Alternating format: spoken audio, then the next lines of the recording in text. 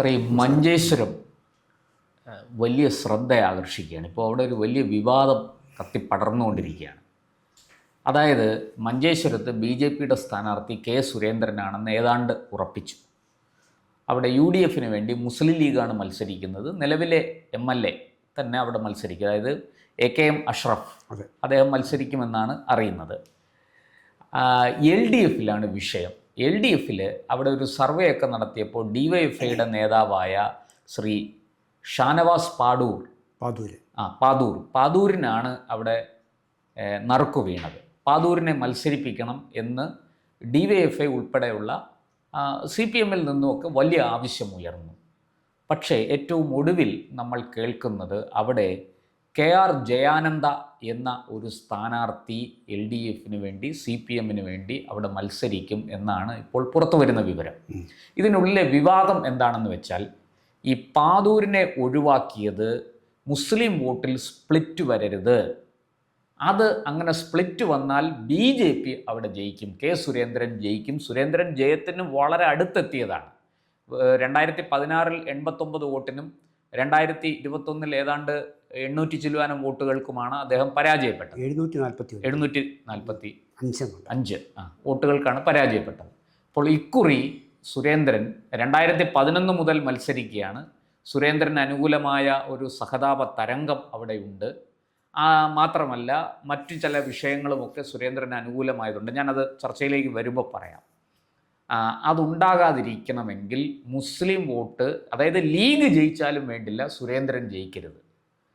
ഇങ്ങനെ ഒരു നിലപാടിലേക്ക് CPM എത്തി എന്നാണ് അവിടെ പൊതുവെ പാർട്ടിക്കുള്ളിൽ നിന്ന് പോലും ഉയരുന്ന ആരോപണം. സാർ ഇതിനെ എങ്ങനെ കാണുന്നു? മഞ്ചേശ്വരം എന്ന് പറയുന്നത് വളരെ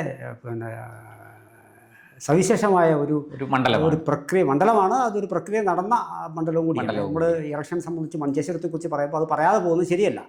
അതായത് 1957 ആദ്യ തിരഞ്ഞെടുപ്പ് ഉമേഷ് റാവു അവിടെ വിജയിക്കുമ്പോൾ ഈ വോട്ടെണ്ണും മുമ്പ് വിജയിച്ചൊരു സ്ഥാനാർത്ഥിയാണ് ഉമേഷ് റാവു. അങ്ങനെ എതിരാളി ഇല്ലായിരുന്നു. അപ്പോൾ അങ്ങനെ വോട്ടെണ്ണും മുമ്പ് ആദ്യ തിരഞ്ഞെടുപ്പിൽ അവരെ ഏത് പാർട്ടിയുടെ സ്ഥാനാർത്ഥി? അദ്ദേഹം സ്വതന്ത്ര സ്ഥാനാർത്ഥിയാണ്. കർണാടക പ്രാന്തി അവിടെ ഒരു സ്വതന്ത്ര സംവിധാനം ഉണ്ടായിരുന്നു. പിന്നീട് അദ്ദേഹം ആ പാർട്ടിയിലേക്ക് വരുന്നു. അങ്ങനെയുള്ളൊരു സംവിധാനം വരുന്ന തുടക്കം 57 വിശേഷം. അതവിടെ നിൽക്കട്ടെ. മറ്റൊരു പോകെ അന്നത് കണ്ണൂർ ജില്ലയായിരുന്നു. പോകെ അതിനകത്ത് ചില വിഷയങ്ങൾ ഉണ്ടായിരുന്നു. ഈ മഞ്ചേശ്വരത്ത് വളരെ വ്യക്തമായി തന്നെ നമുക്ക് തെളിവൊന്നും നിരത്തി ഇതാണ് തെളിവ്, ഇതാ കണ്ടോ എന്ന് ചോദിക്കാൻ കഴിയില്ല എന്നുള്ളത് ഒഴിച്ചു കഴിഞ്ഞാൽ ഉറപ്പായും തന്നെ വോട്ട് കച്ചവടം വളരെ ഭംഗിയായി നടക്കുന്ന കേരളത്തിലെ പ്രധാനപ്പെട്ട സ്ഥലമാണ് മഞ്ചേശ്വരം. തർക്കമൊന്നും വേണ്ട. അത് പലപ്പോഴും BJPയുടെ വളർച്ച യുമായി ബന്ധപ്പെട്ടിട്ടുള്ളതായിരുന്നു ഈ വോട്ട്. BJPയെ തോൽപ്പിക്കാൻ വേണ്ടിയിട്ടുള്ള ഒരു അടവാണ്. ഇപ്പോൾ നമുക്ക് അറിയാം, ഇവിടെ തെക്ക് വരുമ്പോൾ നേമത്തും വടക്ക് അങ്ങറ്റത്ത് KG മാരാർജി, അവിടെ ഈ വടക്കൻ ഭാഗങ്ങളെന്ന് പറയുന്നത് ഇടത് വലത് അല്ലെങ്കിൽ ഇപ്പോൾ BJPയുടെ ഒക്കെ വളരെ ശക്തമായ മുൻകാല നേതാക്കൾ ഒക്കെ AK ഗോപാലൻ അവിടെ ഈ CPMൻ്റെ. അപ്പോൾ അങ്ങനെ ആ കാസർഗോഡ് ആ കണ്ണൂർ ഭാഗം എന്ന് പറയുന്നത് ഇത്തരത്തിലൊരു സ്വാധീന മേഖലയായിരുന്നു. മഞ്ചേശ്വരത്തേക്ക് തന്നെ പർട്ടിക്കുലർലി വരുമ്പോൾ ഇവിടെ KG മാരാറിൻ്റെ തട്ടമായിരുന്നു. അപ്പോൾ ആ വോട്ടുകളൊക്കെ അങ്ങനെ വർദ്ധിപ്പിച്ച് കൊണ്ടുവരുന്നു. ഒരുപക്ഷെ ജയിക്കും എന്നുള്ള ഉറപ്പ് എതിർ പാർട്ടികൾക്ക് വരുമ്പോഴാണ് ഈ വോട്ട് കച്ചവടത്തിന് ഏറ്റവും നീചമായ ജനാധിപത്യത്തിന് ഒരിക്കലും നിരക്കാത്ത ചില പ്രക്രിയകൾ നടത്തി കാലാകാലങ്ങളായി CPM അതിന് വഴിയൊരുക്കിക്കൊണ്ടിരിക്കുന്ന മണ്ഡലമാണ്. അതിന് തർക്കമൊന്നും വേണ്ട. അല്ലെങ്കിൽ പിന്നെ ഇങ്ങനെ സംഭവിക്കേണ്ട കാര്യമില്ലേ? ആ വിഷയങ്ങൾക്ക്, ഇത്തരം വളരെ ഗൗരവതരമായ വിഷയങ്ങൾക്കൊടുവിലാണ് 89 വോട്ടിൽ, അത് വളരെ കേസിലേക്കൊക്കെ പോയ ഒരു സംഭവം. 89. അതായത് 2016 ശക്തമായ ഒരു ഇടത് തരംഗം കേരളത്തിൽ ഉണ്ട്. എന്നിട്ടും ഈ പറഞ്ഞതുപോലെ മഞ്ചേശ്വരത്ത് മുസ്ലിം ലീഗ്, അതായത് UDF ഈ പറഞ്ഞ ഒരു ചെറിയ മാർജിനിൽ വിജയിച്ചു. അന്ന് LDF ഈ തരംഗം നിലനിൽക്കുമ്പോൾ പോലും 3ാം സ്ഥാനത്താണ്. അവർ 2ാം സ്ഥാനത്ത് എത്തിയിരുന്നെങ്കിൽ നമുക്ക് മനസ്സിലാക്കാമായിരുന്നു LDFും UDFും തമ്മിലായിരുന്നു മത്സരമെന്ന്. അങ്ങനെയല്ല. LDF വളരെ വലിയൊരു ഇതിന് പുറകിലേക്ക് പോവുകയും സുരേന്ദ്രൻ വെറും 89 വോട്ടുകൾക്ക് തോൽക്കുകയും ചെയ്തു. ഇതിനകത്ത് വളരെ മോശപ്പെട്ട പ്രവണത വളർത്തിയെടുക്കാൻ നമ്മളിപ്പോൾ കൊട്ടിഘോഷിക്കപ്പെടുന്ന മതേതരത്വം, പറയുന്നുണ്ടല്ലോ, ജനാധിപത്യ മൂല്യങ്ങൾ, അവിടെ അമർച്ച ഇവിടെ അമർച്ച കൊലപാതകം, ഇതൊക്കെ നമ്മൾ കണ്ണീരൊഴുക്കുകയാണ്. ലോകത്തിൻ്റെ വടക്കോട്ട് നോക്കി കണ്ണീരൊഴുക്കുന്ന ആൾക്കാർ ഇവിടെ ചെയ്ത് കൂട്ടുന്ന കാര്യം എന്ന് പറയുന്നത് വളരെ മ്ലേച്ഛമായ ഒരു സമൂഹം, ഒരു ജനാധിപത്യ അത് കേവലമായ ഒരു സ്ഥാനാർത്ഥിയുടെ വിജയത്തിനെ മാത്രം പൊളിക്കുക, അല്ലെങ്കിൽ ഒരു പ്രസ്ഥാനത്തിൻ്റെ വിജയത്തിനെ തടയിടുക എന്നുള്ളത് കൊണ്ട് മാത്രമാണ് ഈ അടിയൊഴുക്കുകൾ ചെയ്യുന്നത്. അതാണ് ഞാൻ പറഞ്ഞത്. ഇപ്പോൾ നമുക്ക് ഇത്ര എണ്ണം ചെയ്തു എന്ന് പറയാൻ നമുക്ക് കോൺക്രീറ്റ് ആയിട്ട് സാധിക്കില്ല എങ്കിലും അതിനാണ് നമ്മൾ പച്ചയായ മലയാളിക്കെല്ലാം മനസ്സിലാവും. അതവിടെ അനുമാനിക്കാം. ഇവിടെ ഇക്കുറിയും സംഭവത്തിൽ നിന്നും വേറിട്ടൊന്നും അല്ല ഇവർ ചിന്തിക്കുന്നത് എന്ന് ഉറപ്പാണ്. വാസ്തവത്തിൽ ഒരു മണ്ഡലം പിടിച്ചെടുക്കുക എന്ന് പറയുന്നതാണ് വാസ്തവത്തിൽ ഒരു പാർട്ടിക്ക്, പ്രത്യേകിച്ചും ജനാധിപത്യപരമായ പോരാട്ടം. അതെങ്ങനെ എന്നുള്ളത് മാറ്റി നിർത്തിക്കൊണ്ട് ഇവിടെ ആദ്യം ഷാനവാസ് പാദൂർ എന്ന് പറയുന്ന മനുഷ്യൻ, പിന്നെ ഇദ്ദേഹം ഒരു മുതിർന്ന കോൺഗ്രസ് നേതാവിൻ്റെ മകനാണ്. ഇദ്ദേഹത്തെ 2020 കോൺഗ്രസിൽ നിന്ന് അടർത്തിയെടുത്തിട്ടാണ് വാസ്തവത്തിൽ ഈ അവരുടെ ഭൂരിപക്ഷ പ്രദേശത്ത് തന്നെ നിർത്തി വിജയിപ്പിച്ച്, പിന്നെ ആ ചെങ്കള ഭാഗത്തൊക്കെ വലിയ കോൺഗ്രസിന് പിന്നെ ലീഗിന് സ്വാധീനമുള്ള മേഖലകളാണ്, അവിടെ നിർത്തി ജയിപ്പിച്ച് ആ ഭരണം പിന്നെ കയ്യാളിയ ആൾക്കാരാണ് CPM. ഒരൊറ്റ വോട്ട് പിന്നെ തദ്ദേശ സ്ഥാപനം. അപ്പോൾ അങ്ങനെയാണ് അയാൾ ജില്ലാ പഞ്ചായത്തിലേക്ക് വരുന്നത്. അപ്പോൾ അത്തരത്തിൽ സ്വാധീനം ഇദ്ദേഹം മിടുക്കനായിരിക്കാം. പറഞ്ഞു കേട്ടിടത്തോളം അദ്ദേഹത്തിന് വേണ്ടി DYFI വളരെ ശക്തമായിട്ട് രംഗത്തിറങ്ങി. അപ്പോൾ മാത്രമല്ല ആള് ചില്ലറക്കാരനല്ല, മോശക്കാരനാണെങ്കിൽ DYFI അങ്ങനെ ഇറങ്ങില്ല. അപ്പോൾ അതല്ല ഞാൻ പറഞ്ഞത്, ആളിൻ്റെ മിടുക്കില്ലായ്മ അല്ല ഇവിടുത്തെ പ്രശ്നം എന്ന് പറയുന്നത്. ഇവിടെ CPM എന്ന് പറയുന്ന പ്രസ്ഥാനത്തിൻ്റെ ഈ കള്ളക്കളിയാണ്. ആ കള്ള നാണയം, ആ മുഖം പിന്നെ വലിച്ചു കയറി പുറത്തേക്ക് വരിക. അതായത് ലീഗ് ജയിച്ചാലും സാരമില്ല. അല്ല, അങ്ങനെയാണല്ലോ ഇതുവരെ സംഭവിച്ചിട്ടുള്ളത്. അങ്ങനെയാണല്ലോ. ഇപ്പോൾ CH കുഞ്ഞാമ്പു പിന്നെ 2006 അല്ലേ, 2006 ഒരു തവണ അവിടെ പിന്നെ വിജയിച്ചിട്ടുണ്ട്. 4000. അന്ന് നമ്മൾ ശ്രദ്ധിക്കേണ്ട ഒരു കാര്യം, അന്നും BJP അവിടെ 2ാം സ്ഥാനത്തുണ്ട്. അന്ന് മുസ്ലിം ലീഗിന്റെ ചെർക്കുള അബ്ദുള്ള, അതായത് തൊട്ട് മുന്നിലത്തെ തെരഞ്ഞെടുപ്പിൽ 2001 അവിടെ നിന്ന് വിജയിച്ചയാള് 2006 ആയപ്പോഴത്തേക്കും 3ാം സ്ഥാനത്തേക്ക് പോയി. അദ്ദേഹം വലിയ രോഷാകുലനായിട്ടാണ് അന്ന് ആ വോട്ടെണ്ണൽ കേന്ദ്രത്തിൽ നിന്ന് പുറത്തേക്ക് വന്നത്. അന്ന് ഈ പറഞ്ഞ പോലെ ലീഗിന്റെ സ്ഥാനാർത്ഥി 3ാം സ്ഥാനത്തേക്ക് പോവുകയും BJP 2ാം സ്ഥാനത്ത് തുടരുകയും ഇദ്ദേഹം ഈ LDFന്റെ സ്ഥാനാർത്ഥി അവിടെ നല്ല മാർജിനിൽ ജയിച്ചു വരികയും. അല്ല, വെറും കെട്ടുകാഴ്ചയായിട്ട് മാത്രം മാറുന്ന ഒരു പിന്നെ CPM സ്ഥാനാർത്ഥിയാണ് ഇപ്പോൾ അവിടെ. എനിക്ക് അത്രേ പറയാനുള്ളൂ. കാരണം മറ്റൊന്നുമില്ല, ഞങ്ങൾ എന്തായാലും ജയിക്കില്ല, എന്നാ പിന്നെ മറ്റവൻ ജയിക്കണം. അതിന് എത്ര വൃത്തിയായിട്ട ന്യായവും പറയുക, എന്നിട്ട് പരസ്യമായി ഇറങ്ങി എന്നിട്ട് മുസ്ലിം സമുദായത്തെ കുറ്റം പറയുക, എന്നിട്ട് ഒപ്പമാണ് ഞങ്ങൾ അവരോടൊപ്പമാണെന്ന് പറയുക. ഇങ്ങനെ ലീഗ് വർഗീയവൽക്കരിക്കപ്പെട്ടു, ലീഗ് തീവ്രവാദ പാർട്ടിയായി, ജമാഅത്ത് ഇസ്ലാമി ലീഗിൽ നുഴഞ്ഞു കയറി, ലീഗിനെ നിയന്ത്രിക്കുന്നത് ജമാഅത്ത് ഇസ്ലാമി. ഇതൊക്കെ പറയുന്ന CPM അല്ലേ ഈ വൃത്തിയായിട്ട തരം താഴ്ന്ന കളി കളിക്കുന്നത് കേരളത്തിൽ. അപ്പോൾ ഇതിനകത്ത് ഈ മഞ്ചേശ്വരത്തിന് വില പ്രത്യേകിച്ച് ഒരു ബഹുഭാഷ പിന്നെ സംസ്കൃതിയുള്ള ഒരു സ്ഥലമാണ്, ആൾക്കാർ സംസാരിക്കുന്ന സ്ഥലമാണ്. കാസർഗോഡും മഞ്ചേശ്വരവും ഉദുമയും അതിർത്തിയാണ്. അപ്പോൾ സ്വാഭാവികമായിട്ടും ഈ BJPക്ക് സ്വാധീന മേഖലയുണ്ട്, ഹിന്ദു ഭൂരിപക്ഷമുണ്ട്, പോളറൈസേഷൻ ഭംഗിയായിട്ടുള്ള സ്ഥലമാണിത്. അവിടുത്തെ ഞാൻ മനസ്സിലാക്കുന്നത് ശരിയാണെങ്കിൽ 46% ഹിന്ദു വോട്ടാണ്, 52% മുസ്ലിം വോട്ടുണ്ട്, പിന്നെ ബാക്കി കുറച്ച് ഈ ക്രിസ്ത്യൻ മറ്റ് ചില വിഭാഗങ്ങളൊക്കെ വരും. ഇതാണ് അവിടുത്തെ ഏതാണ്ട് ഒരു കണക്ക്. നമുക്ക് കൃത്യമല്ല എങ്കിലും ഒരു ഏകദേശ കണക്ക് നമുക്ക് ഇതാണ് അവിടെ. അല്ല, അതുകൊണ്ടാണല്ലോ ഇപ്പോൾ CPM പറയുന്നത്, ഇപ്പോൾ 2 പിന്നെ മുസ്ലിം മത വിശ്വാസികളാണ് കാൻഡിഡേറ്റായിട്ട് വരുന്നതെങ്കിൽ വോട്ട് സ്പ്ലിറ്റ് ചെയ്യാനുള്ള സാധ്യത. അങ്ങനെ വോട്ട് സ്പ്ലിറ്റ് ചെയ്ത് വരുമ്പോൾ സ്വാഭാവികമായിട്ടും അതിൻ്റെ പിന്നെ ബെനിഫിറ്റ് കൊണ്ടുപോകുന്നത് BJP ആയിരിക്കാം. അതുകൊണ്ട് ഷാനവാസ് പാദൂർ തൽക്കാലം മാറി നിൽക്കട്ടെ, അതുകൊണ്ട് KR ജയാനന്ദയെ സ്ഥാനാർത്ഥിയായിട്ട് കൊണ്ടുവരിക, ഹിന്ദു വോട്ടിൽ ഒരു സ്പ്ലിറ്റ് വരുത്തുക. അപ്പോൾ ഇയാൾ CPMന്റെ സെക്രട്ടറി മെമ്പറാണ്. അതായത് CPM വ്യക്തമായിട്ട് അറിയാം, CPMനൊപ്പം നിൽക്കുന്ന മുസ്ലിങ്ങളും മുസ്ലിം ലീഗിന് വോട്ട് ചെയ്യും, കുറഞ്ഞ പക്ഷം മഞ്ചേശ്വരത്തെങ്കിലും. നല്ല ഭംഗിയായിട്ട് ഇത് പിന്നെ പറഞ്ഞു കേൾക്കുന്ന കഥകൾ വേറെയാണ്. ഇപ്പോൾ ഈ മഞ്ചേശ്വരം ഇലക്ഷനോടനുബന്ധിച്ചിട്ട് നമ്മളുമൊക്കെ പലതവണ പല ഭാഗം കേരളത്തിൽ പോയ വഴിയിൽ മഞ്ചേശ്വരത്തിൽ നമ്മൾ പോയിട്ടുണ്ട്. അപ്പോൾ നമുക്ക് പിന്നെ അങ്ങനെ നമുക്ക് ലഭിച്ച അറിവുകളൊക്കെ നോക്കുമ്പോൾ കൃത്യമായിട്ടുള്ള വോട്ട് കച്ചവടമാണ് അവിടെ നടക്കുന്നത്. സാർ, ഇതൊക്കെ പറയുമ്പോഴും ഞാനൊരു പുതിയ ഡെവലപ്മെൻറ്റിനെ കുറിച്ച് അങ്ങയോട് ചോദിക്കാൻ ആഗ്രഹിക്കുന്നു. അതായത് ഈ കാന്തപുരം അബൂബക്കർ മുസ്ലിയാർ സമസ്ത സുന്നി വിഭാഗത്തിൽ പ്രത്യേകിച്ചും ആ മേഖലയിൽ വലിയ സ്വാധീനമുള്ള ആൾ തന്നെയാണ്. എല്ലാ കാലത്തും അദ്ദേഹം ഇടതുപക്ഷത്തെ പിന്തുണച്ചു നിന്നയാളാണ്. അദ്ദേഹത്തിന് അരിവാൾ സുന്നി എന്നൊരു മാറാ പേര് പോലും അദ്ദേഹത്തിൻ്റെ കൂട്ടർക്കും ഉണ്ട്. പക്ഷേ ഈ അടുത്ത കാലത്തായിട്ട് അദ്ദേഹം BJPയോട് അടുക്കുകയാണ്. ഇപ്പോൾ ഏറ്റവും ഒടുവിൽ അദ്ദേഹം സമസ്തയുടെ അവരുടെ സംഘടനയുടെ 100-ാം വാർഷികം ആഘോഷിക്കുന്നതിൻ്റെ ഭാഗമായിട്ട് പങ്കെടുക്കുന്നതിന് നരേന്ദ്രമോദിയെ പങ്കെടുപ്പിക്കുന്നതിന് നേരിൽ കണ്ട് ക്ഷണിക്കുകയൊക്കെ ചെയ്തു. ഡൽഹിയിൽ പോയിരുന്നു.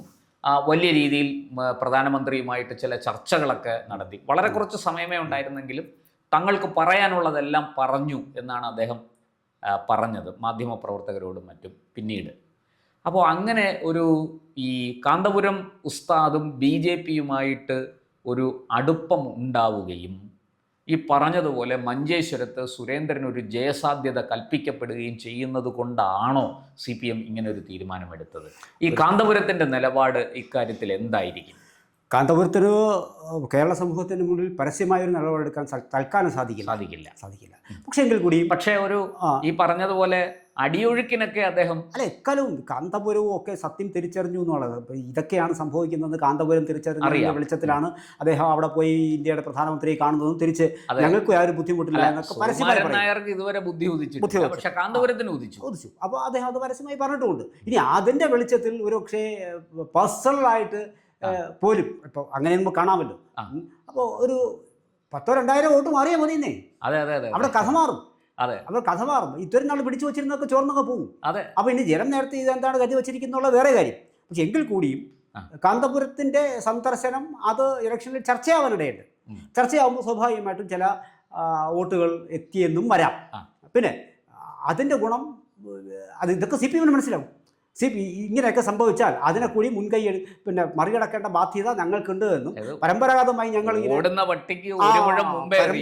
ഞങ്ങൾ ഇങ്ങനെ പല വോട്ട് മറിച്ച് സാധിച്ചു വെച്ചിരിക്കുന്ന ഒരു മണ്ഡലത്തെ അത് തൽക്കാലം ഇക്കുറി കൂടി ജയിക്കട്ടെ എന്ന് ചിന്തിച്ചിട്ടുണ്ടല്ലോ. ഇനി മറിച്ച് നമുക്ക് ചിന്തിക്കാം. നമുക്ക് നേരെ മറിച്ചും ചിന്തിക്കാറുണ്ട്. ഇപ്പോൾ എപ്പോഴും നമ്മൾ CPMനെ പരാതി പറഞ്ഞിട്ട് കാര്യം. പക്ഷേ ഇവിടെ നമ്മൾ പറഞ്ഞാൽ CPM അവിടെ കളിച്ചിട്ടുണ്ട്. അതുകൊണ്ട് ഞങ്ങളത് പറയുന്നത്. പിന്നെ മറ്റൊരു വ്യത്യാസം, BJPയുടെ ലോക്കൽ ബോഡി ഇലക്ഷൻ ഉണ്ടല്ലോ ഇപ്പോഴത്തെ കഴിഞ്ഞ, അതിൽ പോലും CPM 3-ാം സ്ഥാനത്താണ്.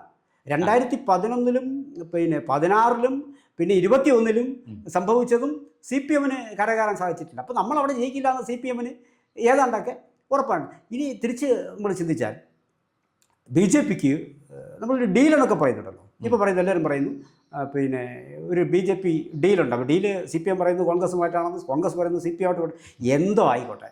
BJP പറയുന്നു CPM ലീഗും തമ്മിലാണെന്ന്. ഇതൊക്കെ ഇങ്ങനെ ഇത് ആൾക്കാരെ കൺഫ്യൂസ് ചെയ്യിച്ചുകൊണ്ടേ ഇരിക്കുന്നതിനിടയിൽ എന്തെങ്കിലും ഒരു ഡീലുണ്ടോ ഇല്ലേ എന്നും കൂടി നമുക്ക് തിരിച്ചറിയാൻ ഇലക്ഷന് ശേഷമേ തിരിച്ചറിയാൻ കഴിയുള്ളൂ. അപ്പോൾ അത് കാന്തപുരത്തിൻ്റെ മേലിൽ കെട്ടിവെച്ചിട്ടൊന്നും കാര്യമില്ല. സ്വാഭാവികമായിട്ടും ഒരു ഡീല് സുരേന്ദ്രൻ എത്ര നാളായിട്ട് തോക്കും? ഇനി പറഞ്ഞു കേൾക്കുന്നത് മണ്ഡലത്തിലെ ജനങ്ങൾ വിചാരിക്കുകയാണ് ഒരു സഹതാവ് ഇത്രയും കാലം ഇവിടെ നിന്ന് സുരേന്ദ്രൻ ആള് നിസ്സാരക്കാരനൊന്നും അല്ലല്ലോ. അദ്ദേഹം നമ്മുടെ ഇവിടെ സംസ്ഥാനത്തിന്റെ ഒരു അംഗീകരിക്കപ്പെട്ട പാർട്ടിയുടെ സംസ്ഥാന പ്രസിഡന്റ് വരെ അയാളാണ്. അപ്പോൾ അതുകൊണ്ട് അദ്ദേഹം ഒരിക്കലും മോശക്കാരനല്ല. 2 തവണ അദ്ദേഹം ഈ ചുണ്ടിനും കപ്പിനും ഒരു ജനത്തിന് സ്വാഭാവികമായിട്ടൊരു ഇക്കുറി അദ്ദേഹം നിന്നാൽ എന്നൊരു തോന്നലുണ്ട്. ജയിച്ചോട്ടെ സ്വാഭാവികമായിട്ട് തോന്നാം. പിന്നെ കാന്തപുരത്തിന്റെ ഒരു ഫാക്ടർ ചിലപ്പോൾ വർക്കൗട്ട് ആവാം, ചിലപ്പോൾ അതുണ്ടാവാം. പിന്നെ ഞാൻ ഈ പറഞ്ഞ ഈ ഭരണവിരുദ്ധ വികാരം ഉണ്ടാവാം. എപ്പോഴും അവിടെ ജയസാധ്യതയുള്ള ഒരു സ്ഥാനാർത്ഥി എന്നുള്ള നിലയ്ക്ക് ലീഗിനും BJPക്കും സ്പ്ലിറ്റ് ചെയ്ത് ലഭിക്കാം. ഇനി വേറെ വിഷയമുള്ളതെന്ന് പറയുന്നത് എന്തായാലും അവിടെ ഒരു കോൺഫ്ലിക്റ്റ് ഉടലെടുത്ത് കഴിഞ്ഞു. പാതൂരിൻ്റെ കേസിലും ജയാനന്ദയുടെ കേസിലും. അപ്പോൾ അതിൽ ഇനി ആരെ നിർത്തിയാലും തന്നെ പോകാവുന്ന കുറച്ച് വോട്ടുകളുണ്ടാവും. ആ വോട്ടുകൾ സ്വാഭാവികമായിട്ടും മറ്റേ ഭാഗത്തേക്ക് ചെല്ലില്ല. അത് പാർട്ടിക്ക് പിടിക്കാൻ പറ്റുന്ന വോട്ടുകളല്ല. അത് അങ്ങനെ പാർട്ടിക്കാരാണെങ്കിലും ഞാൻ പറഞ്ഞിടത്ത് നിർത്തിയില്ലല്ലോ എന്നൊരു തോന്നലുണ്ടാവാം. അവിടെ സ്വാഭാവികമായിട്ടും അതും ചെന്ന് സുരേന്ദ്രൻ്റെ ഗുണകരമായി കൂടായിക ഇല്ല. അപ്പോൾ സുരേന്ദ്രൻ്റെ വാസ്തവത്തിൽ ഇപ്പോൾ അനുകൂല ഇതാണുള്ളത്. ഇനി ഒരുപക്ഷെ ചില നമ്മൾ നേരത്തെ സംസാരിച്ചതുപോലെ ഏതെങ്കിലും തരത്തിലുള്ള ഈ അണ്ടർഗ്രൗണ്ട് ഒരു കൈ കൊടുക്കലുണ്ട് എങ്കിൽ അത് എടുത്തു പറഞ്ഞ് സുരേന്ദ്രൻ്റെ വിജയിക്കുകയാണെങ്കിൽ ആ വിജയത്തെ കുറച്ച് കാണേണ്ട ആവശ്യവും ഇല്ല. കാരണം CPM ഒരു ഡു ഓർ ഡൈ വിഷയത്തിലേക്കാണ് പോയിക്കൊണ്ടിരിക്കുന്നത്. പക്ഷേ ഇക്കുറി ഉറപ്പാണ്, ഇങ്ങനെ ഒരു അട്ടിമറി നടന്നിട്ടില്ലാത്ത പക്ഷം സുരേന്ദ്രന് വലിയ സാധ്യത അവിടെയുണ്ട്. സുരേന്ദ്രനെ തോൽപ്പിക്കാൻ വളരെ ഈസി ആയിട്ട് അവർ വിചാരിച്ച് നടക്കും. അത് ഇക്കുറി സംഭവിക്കുമോ ഇല്ലേ എന്നുള്ളതാണ്. അതായത് ഞാൻ പറഞ്ഞ മനസ്സിലായല്ലോ, ഈ ക്രോസ് വോട്ടിംഗ് എന്ന് പറയുന്നത്, ഈ വോട്ട് കച്ചവടം എന്ന് പറയുന്നത് UDF അനുകൂലമായി സംഭവിക്കുമോ ലീഗിന് അനുകൂലമായി സംഭവിക്കുമോ, അങ്ങനെ ലീഗ് സ്ഥാനാർത്ഥിക്ക് CPM വോട്ട് മറിക്കുമോ, അങ്ങനെ മറിച്ചാൽ സുരേന്ദ്രൻ ഇക്കുറിയും വിജയം ബുദ്ധിമുട്ടാണ്. വിജയിച്ചിട്ടില്ല എങ്കിൽ അത് ആ വോട്ടിങ്ങിൻ്റെ പാറ്റേൺ കൂടി നമ്മൾ നോക്കിയിട്ട് നമുക്ക് വളരെ കൃത്യമായിട്ട് തന്നെ പറയാൻ കഴിയും അവിടെ എന്താണ് സംഭവിച്ചിട്ടുള്ളത്. അത് ഉറപ്പായും കേരളം ഇന്നല്ലെങ്കിൽ നാളെ വളരെ ഗൗരവമായി അങ്ങനെ അല്ലാതെ ഈ 3 പേരും സ്വതന്ത്രമായി അവരവരുടെ വോട്ടുകൾ പിടിച്ചെടുത്തുകൊണ്ട് ക്രോസ് വോട്ടിംഗ് ഇല്ലാത്തൊരു മത്സരം നടന്നാൽ വളരെ കൂടുതൽ മൈന്യൂട്ടായിട്ടുള്ള ഇഷ്യൂ ആണെന്ന് വച്ചാൽ പോലും വളരെ സ്ലൈറ്റ് ആയിട്ടുള്ള മെജോറിറ്റി ഉണ്ട മണ്ഡലമായതുകൊണ്ട് തന്നെ അത് പിന്നെ സുരേന്ദ്രൻ അനുകൂലമായി വരും. കഴിഞ്ഞ തവണ തന്നെ 89,755 അവിടെ നോക്കിക്കോളൂ. കെ സുരേന്ദ്രൻ പിന്നെ 56,000 വോട്ടിൽ നിന്നും അദ്ദേഹം 63,000 ചില വോട്ടുകളായിട്ട് 21ലേക്ക് വളർത്തുകയാണ് ചെയ്തത്. അപ്പോൾ സ്വാഭാവികമായിട്ടും അവിടെ മാത്രമല്ല അവിടെ ഒരു വിമതൻ ഉണ്ടായിരുന്നു സുരേന്ദ്രൻ. ആ വിമതൻ കുറെ വോട്ട് പിടിച്ചോണ്ട് പോയി. അതെ. പിന്നെ കുഞ്ഞാമ്പുവാണ് പിന്നെ 2016 അദ്ദേഹം 3ാമത് വരികയാണ്. പിന്നെ VV രമേശൻ വീണ്ടും അവിടെ 42,000 വോട്ട് 16-ലും 40,000 വോട്ടും ഇവിടെ CPM അത്രയൊക്കെ ഉള്ളൂ.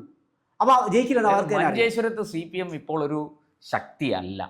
അത് സ്വാഭാവികമായിട്ട് ആ ശക്തി അവരുടെ കാൽച്ചുവട്ടെല്ലാം മണ്ണ് ഒലിച്ചു പോയിരിക്കും. അല്ല, അവർക്ക് ജയിക്കാൻ കഴിയില്ല എന്ന് അവർക്ക് ഈ 60,000-ലേക്ക് എത്തിക്കാൻ അവർക്ക് പിന്നെ ഒരിക്കലും കഴിയില്ല. അത് തൽക്കാലം അതും ഈ ഒരു വളരെ ശക്തമായ ഭരണവിരുദ്ധ വികാരം ഉള്ളപ്പോൾ എന്തായാലും നമ്മൾ ജയിക്കുന്നില്ല എന്നാൽ പിന്നെ അപ്പോൾ ഇപ്പോൾ ഉള്ള ക്വസ്റ്റ്യൻ എന്ന് പറയുന്നത് ജയാനന്ദയെ ഒരു നേർച്ചക്കോഴി കണക്കെ അവിടെ നിർത്തി അവരിപ്പോൾ പെട്ടിരിക്കുകയാണ് വാസ്തവത്തിൽ. അതായത് സുരേന്ദ്രനെ വീഴ്ത്താൻ വേണ്ടിയിട്ട് ഒരു ബലിയാടിനെ മുന്നോട്ട് വയ്ക്കുക. എന്തായാലും ജയിപ്പിക്കേണ്ട, നമുക്ക് മറിച്ചു കൊടുക്കാം എന്നൊരു ധാരണയുടെ അടിസ്ഥാനത്തിൽ ആയിക്കൂടാകുകയില്ല. ആണെന്ന് നമ്മൾ പറയുന്നില്ല. ഇലക്ഷൻ അറിയാം. തീർച്ചയായിട്ടും കൂടുതൽ വാർത്തകളും വിശേഷങ്ങളും നേരിട്ട് ലഭിക്കാൻ ജനങ്ങളിൽ നിന്ന് ജനങ്ങളിലേക്ക് ജനഭൂമി ന്യൂസ് സബ്സ്ക്രൈബ് ചെയ്യൂ. ബെൽ ബട്ടൺ അമർത്താനും മറക്കരുത്.